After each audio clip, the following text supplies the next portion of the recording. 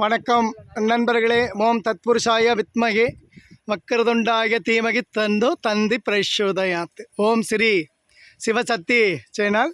இப்போ நான் உங்களுக்கு புல்லுருவியை தான் காட்டிகிட்ருக்கேன். இப்போ இது காட்டு இழந்த மரம் அப்படின்னு சொல்லுவாங்க. பாருங்கள், அதுதான் புல்லுருவி.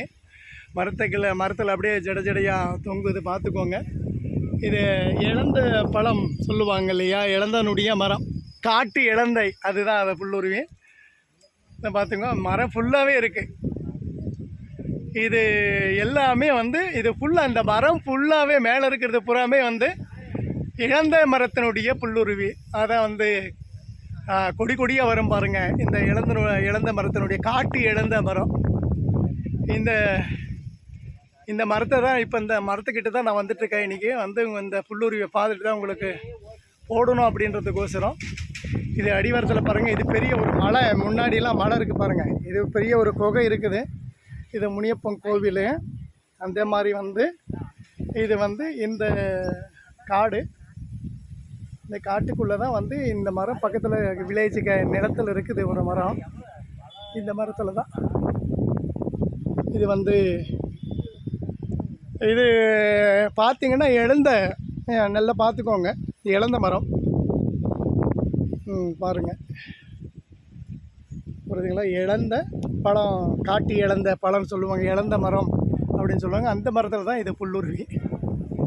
இது என்ன பண்ணும் அப்படின்னா, எல்லா வேலைகளுக்குமே உதவும். நம்ம என்ன எடுத்து நினச்சிட்டு நம்ம செய்கிறோம் அப்படின்றத இதை நம்ம செய்து பதனம் பண்ணிவிட்டு, நான் சொன்னேன் பார்த்தீங்களா, ஒவ்வொரு மூலிகையும் ஒவ்வொரு சிறப்பான ஒரு விஷயம் இருக்குது.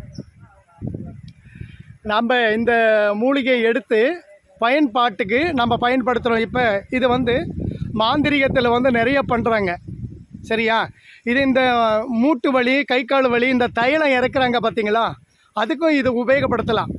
ஆனால் இது எதை கொண்டு செய்கிறது அப்படின்னா, இதுக்கு பொறுமை வேணும். ஒரு மூலிகை தனிச்சிருந்து எதையும் செய்கிறதுக்கு முடியாது. இது கூட கூடுதலாக மூலிகை எல்லாமே சேர்த்துக்கணும். இப்போ பார்த்திங்கன்னா, அரச மரத்தினுடைய மூலிகை இருக்குது, வேப்ப மரத்தினுடைய புல்லுருவி, அரச மரத்தினுடைய புல்லுருவி, சரியா? அதே மாதிரி மாதுள மரத்தினுடைய புல்லுருவி, எலுமிச்சம் பழத்தினுடைய புல்லுருவி, எருக்க மரத்தினுடைய புல்லுருவி, இந்த காட்டு கொடி, காட்டு முல்லை புல்லுருவி, இது எல்லாமே இருக்குது. இல்லாமலாம் எதுவுமே கிடையாது. ஒவ்வொரு மரத்துக்கும் ஒவ்வொரு சக்தி உண்டு. எல்லா மரத்துக்கும் உண்டு, எல்லா மரத்துலையும் கிடைக்கும். ஆனால் தேடுதல் எப்படின்னா, ஒரு விஷயம் நம்ம பண்ணுறோம் அப்படின்னும் போது நம்ம தேடி அதை கண்டுபிடிச்சி என்னென்னத்துக்கு உபயோகப்படுத்துகிறோம் அப்படின்றத நாம் செய்தால் மட்டும்தான் இது மருந்தாகமோ விருந்தாகமோ இருக்குது. மருந்தை விட விருந்து அப்படின்னு சொல்லிக்கலாம். இது அந்தளவுக்கு இது வேலை செய்யும். நாம் தேடாமல் ஒரு விஷயம் நம்ம பண்ணாமல் நம்ம இதெல்லாம் எங்கேருந்து சேகரிக்கிறது, நம்மளுக்கு அது கிடைக்காது அப்படின்னு சொன்னால் நம்ம தெரிஞ்சவங்க இந்த காட்டுக்கெல்லாம் இந்த ஆடு ஓட்டிகிட்டு போவாங்க, மாடு ஓட்டிகிட்டு போவாங்க. அவங்கக்கிட்ட நீங்கள் சொன்னீங்களா, அவங்க கண்டுபிடிச்சி சொல்லுவாங்க, இந்த இடத்துல இந்த மூலிகை இருக்குது, இந்த இடத்துல இந்த புல்லுருவி பஜனை இருக்குது, இந்த புல்லுருவி, இந்த மரத்தினுடைய புல்லுருவி இருக்குது அப்படின்னு அவங்க சொல்லுவாங்க. அதை வச்சு தான் நாம்ளே இதை சேகரிக்கிறோம்.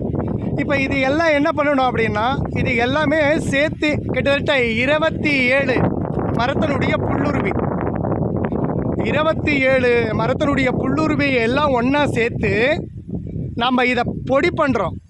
பொடி பண்ணிவிட்டு, இப்போ வசியத்துக்கு சொன்னாங்க, ஜனவசியம், பொன் வசியம், பொருள் வசியம் அப்படின்னு சொல்லுவாங்க, முகவசியம் வேணும் அப்படின்னு சொல்லுவாங்க. இந்த ஜனவசியம் நம்மளுக்கு பெரிய கோவிலை கட்டிகிட்டு இருப்போம். கோவிலை கட்டி நம்ம வாக்கு நல்ல மாதிரியாக சொல்லிகிட்டு இருப்போம். அப்போ ஜனமே வரமாட்டாங்க. ஏன்னா எதிரியாளி கட்டிகிட்டு இருப்பான். அவனுடைய வேலைகளை செய்து அவனுடைய வயிற்றெரிச்சலுக்கு நம்மளை கட்டிடுவான். அதை நம்ம தெரியாமல் யார்கிட்டையும் நம்ம போயிட்டு நம்ம இதை சரி பண்ணணும், நம்ம 4 பேருக்கு நல்லது பண்ணணும் அப்படின்னு சொல்லிட்டு நினச்சிக்கிட்டு நம்ம போயிட்டு இதை தேடி போவோம். ஒருத்தர்கிட்ட போனால் ஒருத்தர் கொடுக்கறது உண்மையாக இருந்தால் அதை கொடுப்பாங்க. அவங்களால என்ன தெரியுமோ அதை செய்து கொடுப்பாங்க. யார் வேலையும் எந்த தப்பு கிடையாது. நான் தான் வித்துவான் அப்படின்னு சொல்லவும் முடியாது இந்த விஷயத்தில். ஏன் அப்படி சொல்கிறோம் அப்படின்னா, ஒவ்வொருத்தருக்கும் ஒவ்வொரு வித்தைகள் தெரியும். ஒரே வித்தையை பிடிச்சிக்கிட்டு இந்த உலகம் எல்லாம் ஆட்சி யாரும் செய்கிறது கிடையாது. அந்த மாதிரி ஒவ்வொருத்தருக்கும் ஒவ்வொரு கலைகள் தெரியும், ஒவ்வொரு வித்தைகள் தெரியும். அதன் பிறகு தான் நாம் வந்து ஒரு இடத்துல நின்று நம்மளுடைய மனசை வந்து ஒருநிலைப்படுத்தி ஒரு வேலையை செய்கிறோம் அப்படின்னும் போது அது கஷ்டப்படணும். அது கஷ்டப்பட்டு செஞ்சால் கண்டிப்பாக அது வந்து கசப்பும் சரியா நஞ்சும் நமக்கு அமிர்தமாகும். இந்த மாதிரி ஒரு விஷயந்தான். இதை நான் இப்போ சேகரிச்சிட்ருக்கேன். இன்றைக்கி தான் எடுக்கிறேன். இன்றைக்கி வந்து பௌர்ணமி நாள். இந்த நாளில் வந்து இதனுடைய மூலிகை எனக்கு கிடைச்சது. நான் ரொம்ப நாளாக இதை பார்த்துட்டு போயிருந்தேன். இங்கே வருவேன், இந்த மரத்தை பார்ப்பேன், இதெல்லாம் வந்து நம்ம எடுக்கணும் ஒரு நாளைக்கு அப்படின்னு சொல்லிட்டு நினச்சிட்டு ரொம்ப நாளாக வந்து இங்கே வந்துட்டு வருஷக்கணக்கில் வந்திருக்கேன். இங்கே இந்த மலை நான் காமிச்சேன் பாருங்கள். இந்த மலையில் வந்து குகை இருக்குது. இந்த குகை கோவிலுக்கு நான் வருவேன். கோவிலுக்கு வரும்போது இது முனியப்பன், எங்களுடைய குலதெய்வம் முனியப்பன் தான். இதை வந்து நான் வருஷக்கணக்கில் பார்த்துட்டு போயிருக்கிறேன். ஆனால் இது மேலே வந்து நம்ம செய்யணும், ஒவ்வொரு மூலிகையும் எடுக்கும்போது இதை நம்ம எடுத்துக்கலாம் அப்படின்னு தான் நான் வந்துட்டு இதை வந்து கொஞ்ச நாள் வந்து கண்டுக்காமல் இருந்தேன். இன்றைக்கி உகந்த நாள். இந்த மரம் ஃபுல்லாகவே இருக்குது. உங்களுக்கு இந்த வீடியோ வந்து உங்களுக்கு எதுக்காக நான் காட்டுறேன் அப்படின்னா, உங்கள் ஊரில் வந்து எங்கெங்கன்னா இருக்கும். நீங்கள் அந்தந்த நட்சத்திரத்தில் அந்தந்த நேரத்தில் சித்த யோகம் சரியா, இந்த சித்த யோகத்தில் வந்து நீங்கள் பார்த்தீங்கன்னா குரு ஓரை சுக்கிர ஓரைன்னு ஒன்று இருக்குது இல்லையா, அந்த ஓரையில் பார்த்து நீங்கள் எடுத்துக்கலாம். ஒவ்வொன்றுத்துக்கும் ஒவ்வொரு விஷயம் இருக்குது. இது சேகரிச்சுட்டு நீங்கள் நான் சொன்ன மாதிரி இதை மாந்திரத்துக்கு மையாவும் பயன்படுத்தலாம். ஜனவசியத்தினுடைய மையம் இது ஒரு மூலிகை கிடையாது. நான் சொன்ன மூலிகை எல்லாமே சேகரிச்சுட்டு எல்லாம் செஞ்சால் தான். நான் ஒவ்வொரு மூலிகையாக வந்து சேகரிச்சுட்டு தான் இருக்கேன், சேகரித்து வச்சிட்ருக்கேன். இது வந்து பார்த்திங்கன்னா இன்னும் ஒரு 6 மரத்தினுடைய மூலிகை எடுக்கணும். எல்லா மூலிகையும் எடுத்து சேகரித்து வச்சுருக்கேன். ஒவ்வொரு இடத்துலையும் இது வருஷக்கணக்கில் நான் சேகரிச்சிருக்கேன். இது ஒரு நாள் இன்றைக்கே கிடச்சிருச்சு, இன்றைக்கே பண்ணிகிட்ருக்கேன் அப்படின்லாம் கிடையாது. வருஷம் கணக்கில் எந்தெந்த வருஷம் யார் யார் எங்கெங்கே சொல்கிறாங்களோ அங்கெல்லாம் போய்ட்டு அந்த ஒவ்வொரு புடி இருந்தால் போதும். இது வந்து கிலோ கணக்கில் தான் வேணும் அப்படின்றதெல்லாம் கிடையாது. ஒரு புடி எது கிடைக்கிது எவ்வளோ கிடைக்கிதோ அந்த அளவுக்கு இருந்தாவே எல்லாம் சேகரிச்சுட்டு இதை நீங்கள் பண்ணிவிட்டு மையாவும் பயன்படுத்திக்கலாம். ஆனால் வந்து இதுக்கு சேர்த்து அரைக்கக்கூடிய ஒரு விஷயம் நான் எல்லா விஷயத்தையும் சொல்லுவேன்.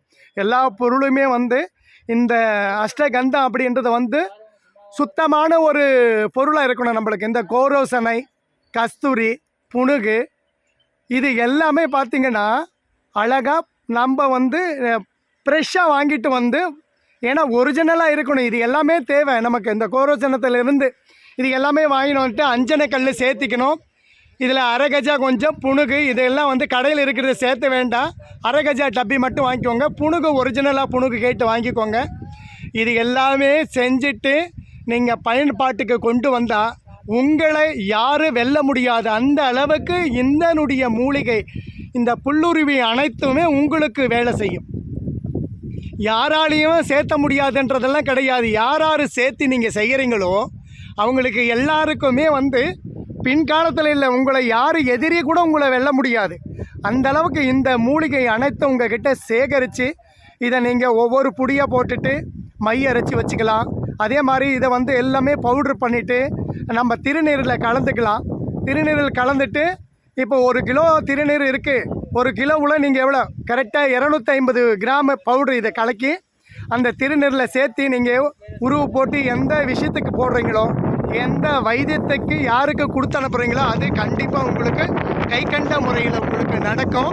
சரியா? இந்த வீடியோ உங்களுக்கு பிடிச்சிருந்தா லைக் பண்ணுங்கள், ஷேர் பண்ணுங்கள், கமெண்ட் பண்ணுங்கள். தேவைப்படுறவங்க தொடர்பு கொள்ளுங்கள்.